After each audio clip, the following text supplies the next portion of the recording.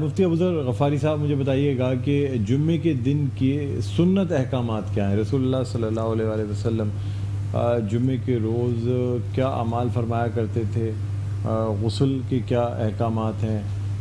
نئے یعنی یا صاف ستھرے کپڑے پہننا، عطر لگانا، ان تمام چیزوں کے حوالے سے کیا احکامات ہیں مجھے بتائیے گا۔ اس حوالے سے بنیادی جو مسنون اعمال ہیں ان کا اہتمام کیا جائے۔